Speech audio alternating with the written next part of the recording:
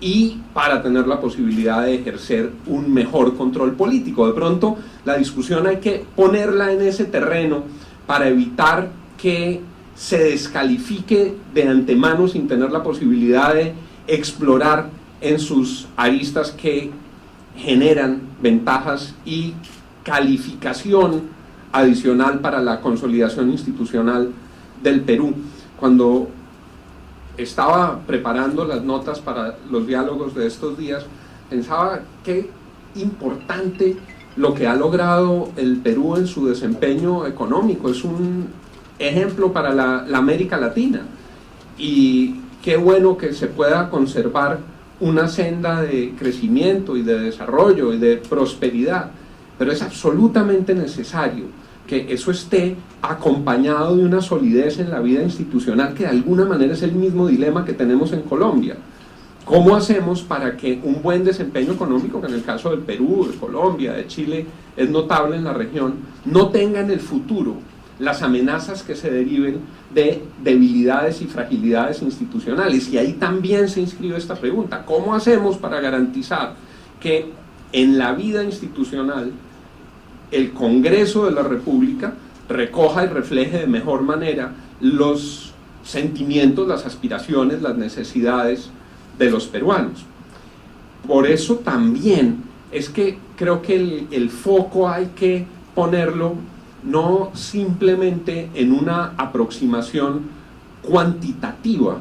sino en una deliberación cualitativa en función de tramitar y superar las necesidades y las aspiraciones y los requerimientos de los peruanos. Y dicho eso, tal vez habría que hacer otra reflexión sobre lo que no implica el proyecto que discuten en el Perú, y tomo las palabras prestadas tal vez del doctor Antero esta mañana, y es que aquí no se está buscando, con la propuesta que se debate, volver a generar una especie de senado de privilegios con una casta iluminada que recibe toda clase de beneficios adicionales, sino se está buscando encontrar una instancia que califique el proceso de elaboración de la ley sin que esté asociada con un nuevo catálogo de prerrogativas, de facultades, de atribuciones, de beneficios pagados por los peruanos para esos nuevos senadores. Resulta muy interesante en países diversos como el Perú, como Colombia, la reflexión acerca de qué está representado y quiénes están representados en el Congreso de la República. La capacidad de interpretar y de acertar en el proceso legislativo en muy buena manera y en muy buena forma está asociada con la diversidad de antenas que tiene prendidas el Congreso de la República para recoger aspiraciones territoriales, aspiraciones municipales, aspiraciones sectoriales y grandes reflexiones nacionales. El Congreso mejor acierta entre más amplia es esa escala, ese horizonte de radares de interpretación, de radares de reconocimiento de las propuestas y de los requerimientos de la ciudadanía. En los congresos nos equivocamos cuando esos radares no funcionan bien, cuando empieza a navegar en el horizonte una angustia del pueblo, cuando empieza a navegar un clamor de la ciudadanía,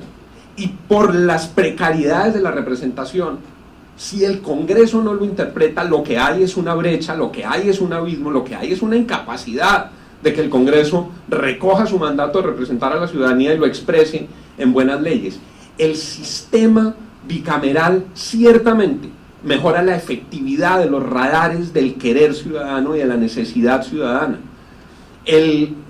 sistema bicameral aumenta esa posibilidad de detectar lo que se requiere, pero además de detectarlo con los matices, con los énfasis, con las diversidades regionales o sectoriales o intrasectoriales que existen en nuestros países.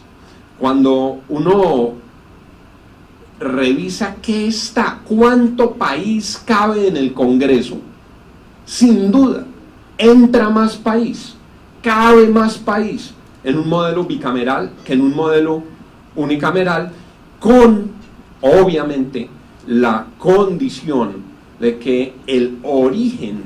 de la representación y de la elección de quienes están en una y otra cámara sea distinto.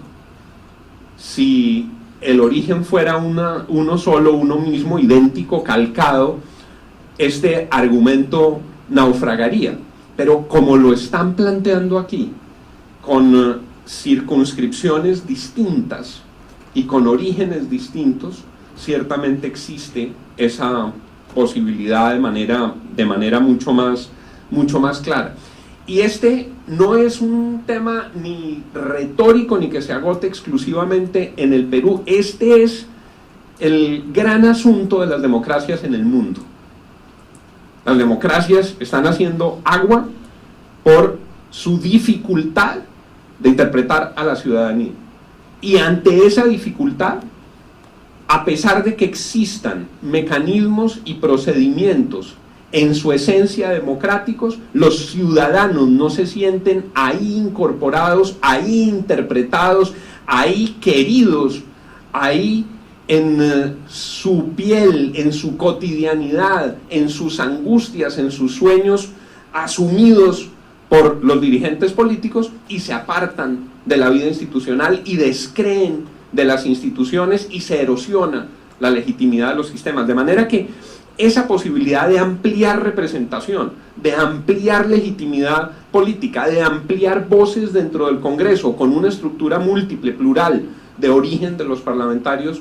se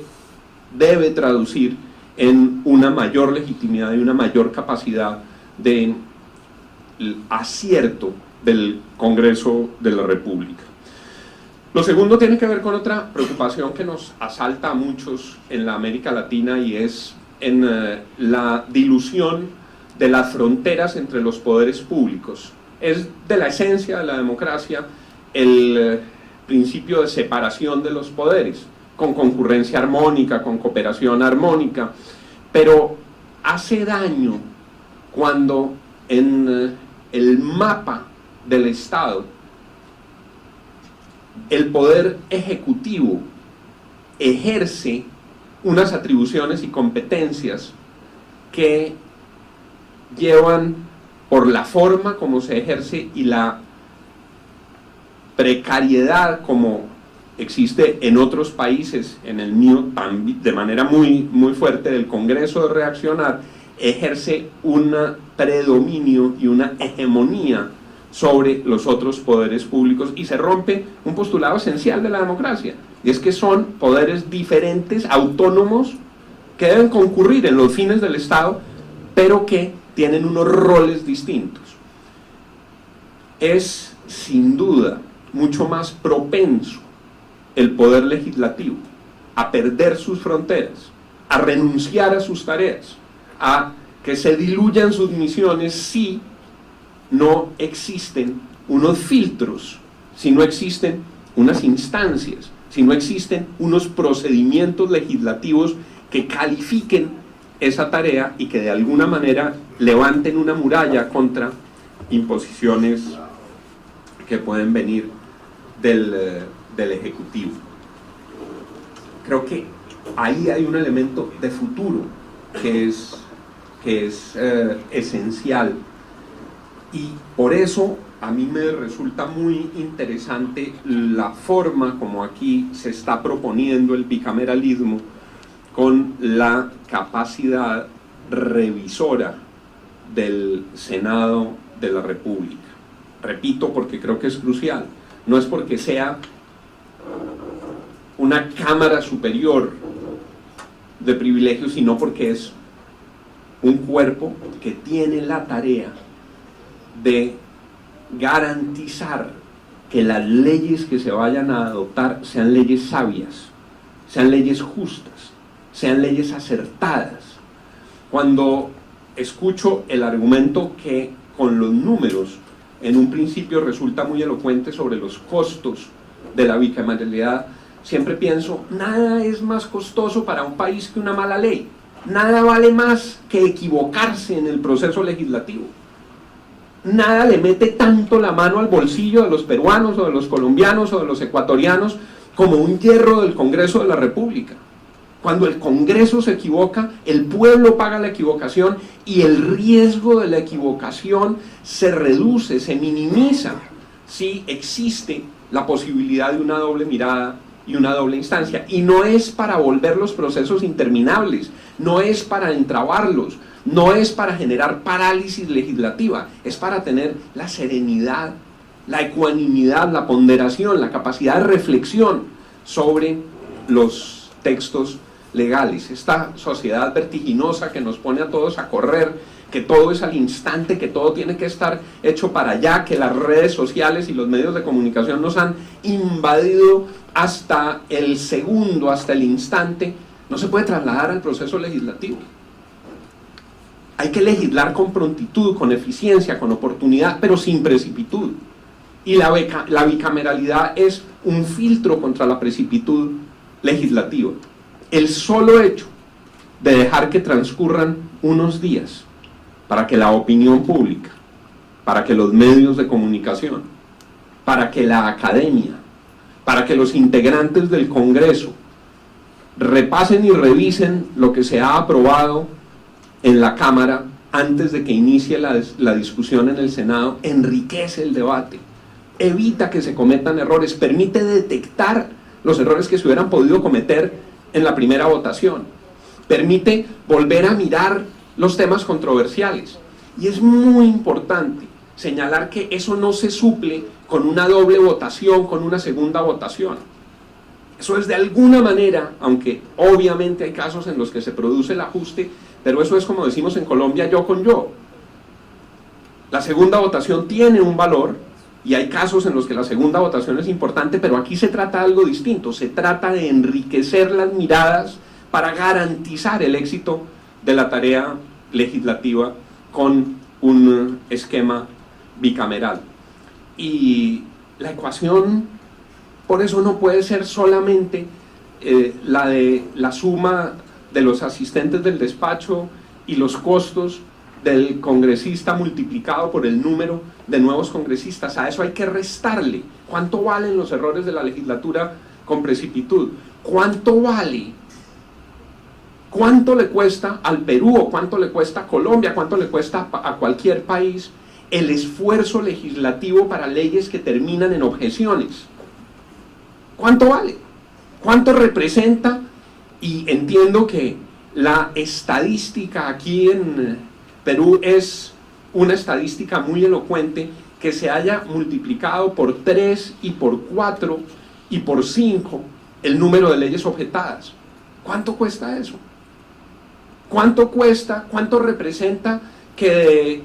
800 leyes se estén objetando y observando 250 leyes? Es como si una tercera parte del tiempo legislativo, de la inversión en la legislatura, de la inversión en la democracia, se estuviera perdiendo. Y es que ahí hay que introducir ese concepto de calificación y mejoría en la calidad y en la tramitación de la ley. Y está asociado también con la vocación de representación, no solo por la dificultad de recoger la heterogeneidad y la diversidad de este país, sino